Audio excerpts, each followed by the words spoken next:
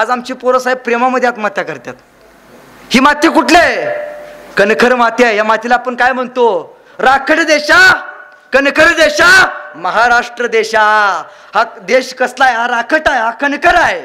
इथं शिवाजीराजे होऊन गेलेत, इथं संभाजीराजे लढून गेलेत, इथल्या मातीसाठी जगून गेलेत। त्या मातीमध्ये आपण जगावं, त्या मातीमध्ये आपण आत्महत्या करावी, ती पण शुल्लक करण्यासाठी। शिवाजी महाराजांना आपण काय म्हणतो? निश्चयाचा महामेरू। निश्चयाचा महामेरू का म्हणतो बरं? अरे शपथ घेतली, तह केला, तहामध्ये शिवाजी महाराजांना 23 किल्ले द्यावे लागले। आतापर्यंत माझ्या मळ्यानी रक्ताचा थेंब या मातीमध्ये सांडलाय। या मातीला लाल रंग उगाच प्राप्त नाही झाला, इथल्या मळ्यानी स्वतःच्या रक्ताचा अभिषेक या मातीमध्ये घातलाय, तेव्हा या मातीला लाल कलर रंग प्राप्त झालाय। पण एका क्षणात माझ्या मावळ्यांनी निर्माण केलेलं हे जिंकून घेतले किल्ले त्या मिर्झा राजाच्या ताब्यात दिले, 23 किल्ले दिले। त्यावेळी शिवाजी महाराजांकडे फक्त 16 किल्ले होते। आणि पुढच्या 30 वर्षाच्या कालखंडात शिवाजी महाराजांकडे 360 किल्ले होते। 50 वर्षाच्या आयुष्यात आपल्याला हे घर बांधायचं होत नाही। 50 वर्षाच्या आयुष्यात आपल्याला एक घर बांधायचं होत नाही। पुढच्या 30 वर्षाच्या आयुष्यात महाराजांनी 360 किल्ले स्वराज्यात आणलेत। म्हणून शिवाजी महाराजांना आदर्श मानणारी आपण माणसं आहोत। शिवाजी महाराजांना आदर्श जगणारी आपण माणसं आहोत। अहो तह केला आणि औरंगजेबानं फरमान पाठवलं की शिवाजीराजे तुमच्या पोराला घेऊन तुम्ही माझ्या वाढदिवसाला या। आता आमची पोरं हॅपी बर्थडे म्हणले गोळ्या मारत जातात।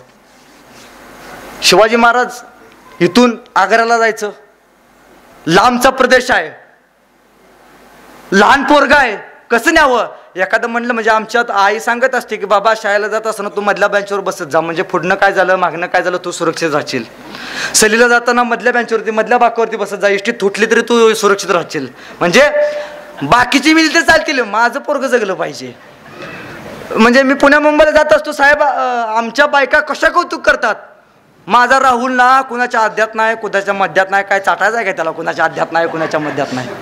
शांभरूक पिढी जन्माला घालायची आहे का?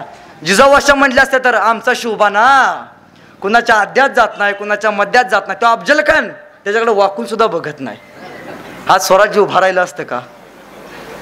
त्या संभाजीराजांना घेतलं लहान 8 ते 9 वर्षाचं पोरग हाताला धरलं आणि चल म्हणले, तुला आजपर्यंत तू आयुष्याचा आनंद बघितला असेल, आजपर्यंत तू विजयाचे सोहळे बघितले असेल, आता संघर्ष बघ।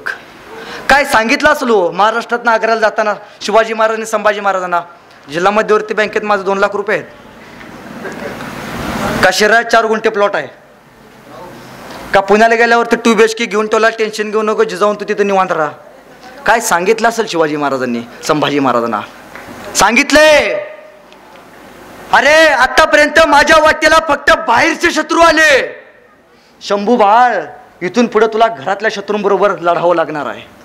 इथून पुढे तुझा संघर्ष हा ऐऱ्यागिऱ्याशी नसणार आहे। तर या जगातल्या सर्वोच्च ज्यांनी मनसबदारी पत्करल्या, सर्वोच्च जगावरती राज्य करायचा प्रयत्न केला, त्या माणसाशी तुला लढायचा आहे आणि स्वाभिमानानं जगायचं आहे। या शंभूराजाने घेऊन महाराज गेले, औरंगजेबाच्या दरबारात उभारले आणि महाराजांचं खच्चीकरण करावं म्हणून औरंगजेबानं शिवाजी महाराजांना मागच्या रांगेत उभा केलं आणि महाराष्ट्राचा सह्याद्री खवळला आणि ते दिलेलं मनसबदारी सगळ्या उडकून टाकल्या आणि शिवाजी महाराज दरबारातून ताड निघाले। अरे औरंगजेबाचा आतापर्यंत असा अपमान कोणी केला नव्हता, तो या स्वराज्यात जन्मला सह्याद्रीच्या सुपुत्रानं केला आणि महाराज गेले। औरंगजेबाला घामच फुटला, अरे आतापर्यंत माझ्या समोर मान वर करून कुणाची जिगर झाली नाही, पण एवढं याचं स्वराज्य, पण याचा स्वाभिमान बघा, याचा अभिमान बघा, ताट मानेनं माझ्या समोरून निघून गेलाय। पण तिथून परत कधी शिवाजी महाराज कधी त्या औरंगजेबाच्या दरबारात आले नाहीत, पण शिवाजी महाराजांचे पुत्र संभाजी महाराज मात्र येत जात असत। या संभाजी महाराजांना एकदा चेष्टा करावी, म्हणजे संभाजी महाराजांना त्यांचा एकदा लहान हत्ती आवडला होता त्या औरंगजेबाचा, त्या हत्तीला घेऊन सगळीकडे फिरत होते। त्या औरंगजेबानं सहजच सांगितलं, या संभाजीराजाची चेष्टा करू म्हणून विचारलं त्या शंभूराजाला, शंभूराजे आप इतने छोटे हो और हाथी इतना बड़ा है, इस हाथी को आप महाराष्ट्र में कैसे ले जाओगे? संभाजी महाराजांना तो औरंगजेब, शंभूराजे आप इतने छोटे हो और हाथी इतना बड़ा है, इस हाथी को आप महाराष्ट्र में कैसे ले जाओगे? एवढे एवढेशे ते संभाजीराजे त्या औरंगजेबाच्या डोळ्यात डोळे घालून सांगतात, अरे तो जानवर है, बैठ कर जाएंगे, नहीं आया तो खींच कर ले जाएंगे, लेकिन हमारे आबा साहब ने जो आपको किले दिए हैं वो अभी महाराष्ट्र में, उन्हें आप आगरा कैसे ले आओगे? एवढ्या संभाजी महाराजांना माहिती आहे, अरे आता हात दिलेत परत घेऊ की. लढणं काय असतं, जगणं काय असतं, शिवाजी महाराजांनी शंभूराजांना शिकवलं. आज आपण आपल्या पोरांना काय शिकवतोय? आज आपण आपल्या पोरांना नेमका कुठल्या प्रकारचा संस्कार देतोय? म्हणजे आज आमच्या अहो बघा ना, तो दिलेर खान येतोय या स्वराज्यावरती, 30,000 सैनिक घेऊन येतोय. आणि तो औरंगजेबाचा सरदार असणारा हा दिलेर खान त्याच्या बुऱ्हाणपुरा मार्गे नाशिक मार्गे यायला निघालाय. आणि नाशिक मार्गे येताना नाशिकमध्ये एक गड आहे, त्या गडाचं नाव कन्हेरागड.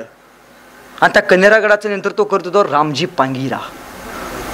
त्या गडावरती फक्त 700 मावळा आहे. आणि हे सैन्य किती आहे दिलेर खानाचं? 30,000. गडावरती फक्त 700 मावळा आहे. आणि हे सैन्य किती आहे दिलेर खानाचं? 30,000. 30,000 सैनिक घेऊन येतात असं खबर त्या रामजी पांगिराला कळाली. आणि रामजी पांगिरानं त्या किल्ल्याभोवतीचा आसपासचा सगळा आपला पहारा वाढवला, कडक कडक पहारा केला. आणि आपले 700 मावळे सगळे गोळा केले, एका लाईनीत उभा केले आणि सांगितलं, दिलेर खान येतोय, 30,000चे सैनिक घेऊन येतोय. जातीचे असतील ते थांबतील आणि जातीचे नसतील ते पळून जातील.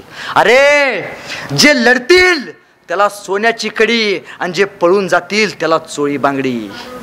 रक्तासाठी लढण्यासाठी 700 मावळा तयार झाला.